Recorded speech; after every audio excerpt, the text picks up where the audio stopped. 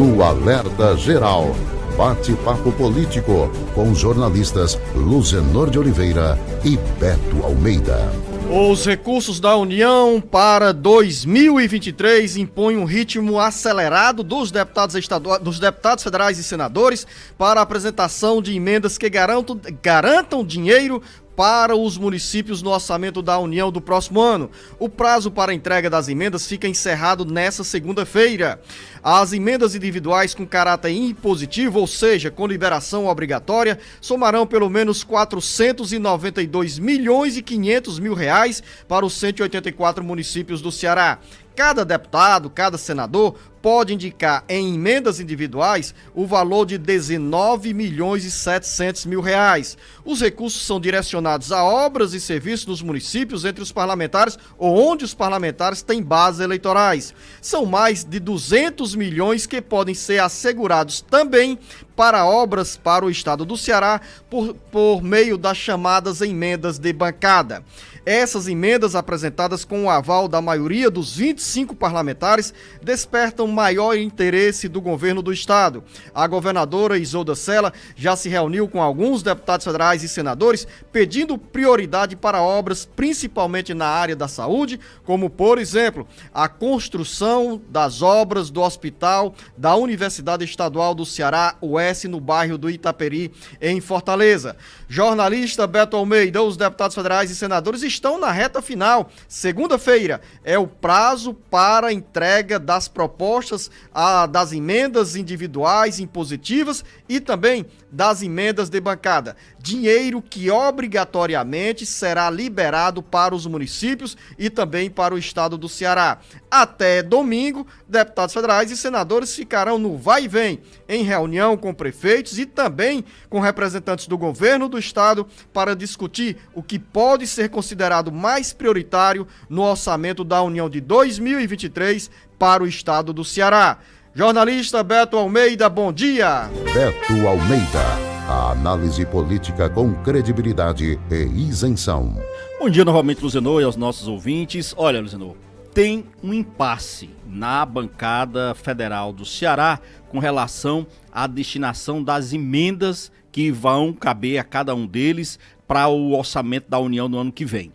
Todo ano tem isso. Todo ano tem essas reuniões internas da bancada, dos representantes, dos 3 senadores, dos 22 deputados federais, portanto dos 25 parlamentares que nos representam no Congresso Nacional, sobre como será feita a destinação desse total de recursos para o orçamento da União. A gente sabe o seguinte, que os acordos até então vinham da seguinte forma: 50% do valor do total de emendas os parlamentares destinavam para o governo do estado. O governo definia suas prioridades, como você citou aí, por exemplo, o Hospital da UES, e os outros 50%, os parlamentares então faziam a destinação em suas emendas individuais. Emendas que iriam, por exemplo, beneficiar outros projetos, prefeituras, seus redutos eleitorais, o que é legítimo. Uma observação, antes de você avançar nessa análise sobre o impasse, o conflito que tradicionalmente tem na hora de se discutir o destino dessas verbas no orçamento da União que cabe a cada estado.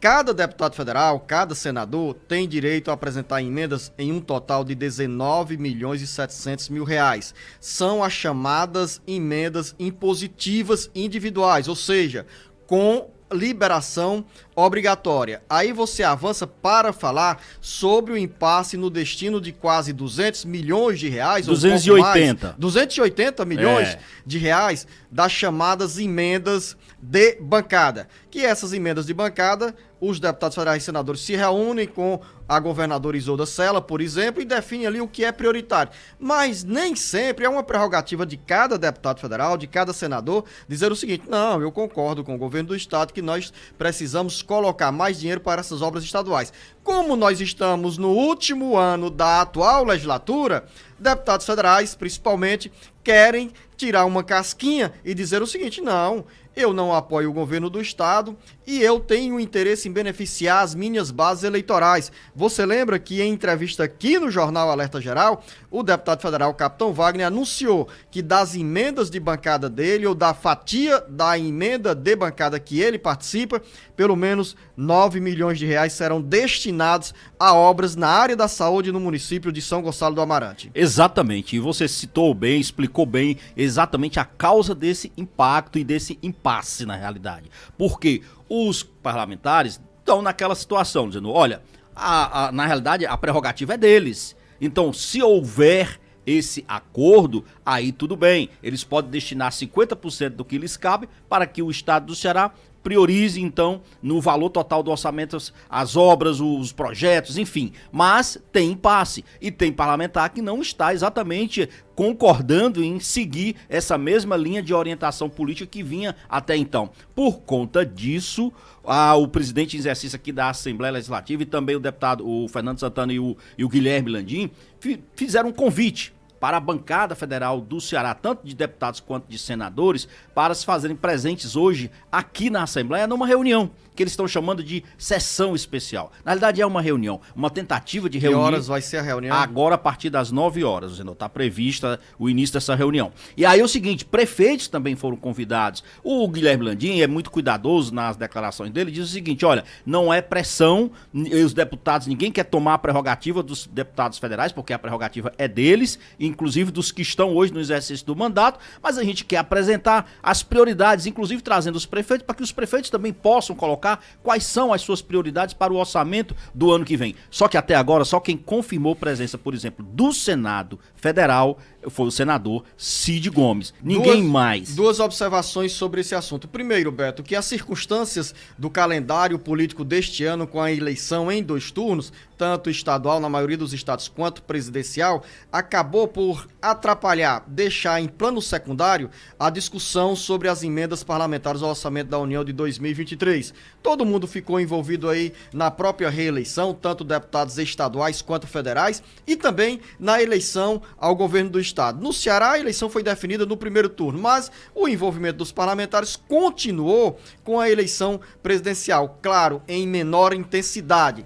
Nesse intervalo, os deputados estaduais, os atuais parlamentares, já poderiam ter criado uma agenda para conversar com os deputados federais sobre o que é prioridade para o estado do Ceará. E a segunda observação é justamente essa. A Assembleia Legislativa chega tarde demais para se discutir prioridade no orçamento da União de 2023.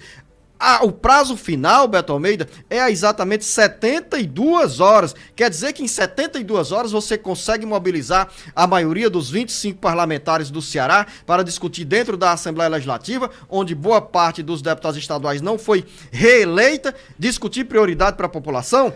É assim que eu digo, a Assembleia Legislativa chegou tarde demais nesse debate. Mas de todo modo, o orçamento, Luciano, tem sempre isso, aquela questão de última hora. Basta ver o seguinte, o próprio governo federal, tá lá, o relator do orçamento, Marcelo Castro, do MDB do Piauí, ainda não sabe exatamente o que colocar no orçamento, na peça orçamentária do ano que vem, porque o futuro governo Lula está ainda definindo a melhor forma, os pontos que serão prioritários para ficar fora do teto de gasto. Então, a questão não é só o prazo, eu acho que a questão aí é mais de natureza política mesmo. O argumento não vale como parâmetro. Uma situação é você discutir o orçamento da União para o Brasil.